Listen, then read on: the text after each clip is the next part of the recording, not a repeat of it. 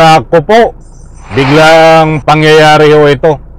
Pangulong Bongbong Marcos mapayapang magbitiw sa pwesto. Aba, at ito pa ang mas matindi. Ibigay kay Sara Duterte ang kanyang pwesto. Alright, welcome back to my YouTube channel. I'm Andy's Vlog. Mga kaibigan, heto't ilang oras lang ang nakakaraan. Marami ang nagulat, marami ang nagtaka dahil hindi yun nakatiis. Dito sa ibabahagi ko po sa inyo ang ating Pangulong kagalang-galang Bongbong Marcos ay mapayapang magbitiw at ibibigay ang pwesto kay Sara Duterte. Nako po, sabay-sabay po nating i-like ang video na ito. Kung nagustuhan nyo po, please like and subscribe my YouTube channel.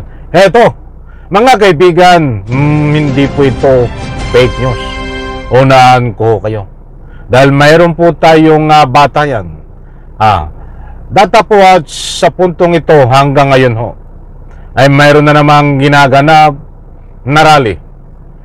Itong Black Friday protest ba ang tawag dyan? Marami yung nagrarally na naman. At siyempre noong mga nakaraang mga araw, kabi-kabila ho ang rally. At noong pa man na nananawagan, hindi naman lahat. Yung ibang nagrarally ho ay kontra korupsyon.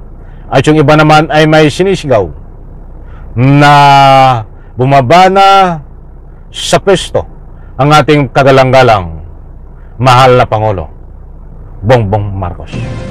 At sa puntong ito ay ito't ibabahagi ko po sa inyo na mapayapang bababa, magbitiw itong ating mahal na Pangulo Bongbong Marcos at ibigay kay Sara Duterte ang pwesto. Nako, paano nangyari yun, mga kaibigan? Huwag po kayong bibitaw dahil ito ibabahagi ko po sa inyo ang resibo katibayan. Ilang oras pa lang ho nakakaraan na ito. Dahil dito marami ang nagulat, marami ang nagulantang dito sa mainit na balita na ito. Shoutout po sa lahat, mga kaibigan, kumusta ho kayo? At ano na ang mangyayari kung halimbawa dito sa ibabahagi ko po sa inyo ay nabanggit ang Sara Duterte na siya ang mumuno at papalit sa ating mahal na Pangulo bilang Presidente. Gusto ko muna ang kunin ng inyong panig. Pabor ho ba kayo na itong si Sara Duterte ay papalit bilang Presidente sa ating Pangulong Bongbong Marcos at mapayapang magbitiw ang ating kasalukuyang Pangulong Bongbong Marcos? In reaction, mga kaibigan, sa comment section, inanyayahan ko po kayong magbigay ng anumang public opinion. Karapatan nyo po yan. Siyempre, isang like ko. Huwag kalimutan, mga kaibigan. Ito, at matindi ho ito. Nandito po ang resibo. Ipa-flash ko po sa screen. Anak ng katakot-takot. Muli kong ulitin. Hindi ho tayo nagpapakalat ng anumang fake news dito. Mayroon po tayong batayan, maliwanag po, mga mahal kong taga-subaybay, ang ating batayan, resibo tungkol dito sa nabanggit natin ng ating mahal na Pangulo ay mapayapang inuutos na bumitiw. Babasahin po natin. Siyempre, titingnan muna natin ang nasa larawan. Buhat po ito sa Pilipinas Today.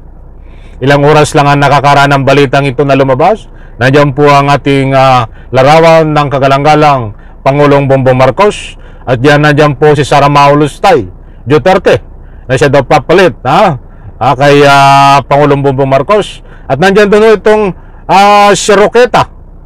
Itong nasubrahan ng talino na ito. Roqueta. Babasahin po natin ang nilalaman. Ito. Marcos Jr., mapayapa ka na bumitiw. Isilid kaya natin sa sako ito, itong si Roque.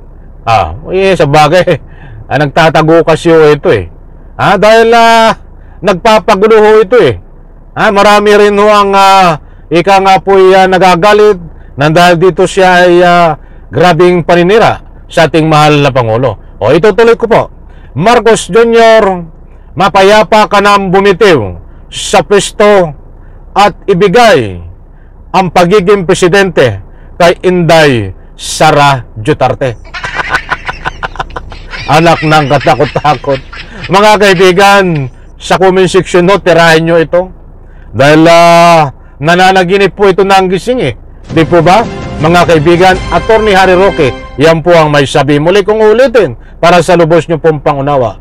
Marcos Jr., mapayapa ka na bumitew sa pwesto at ibigay ang pagiging presidente kay Inday Sara Duterte ayon po sa utos nitong abogado na itong nasubrahan ng talino, Attorney Harry Roqueta.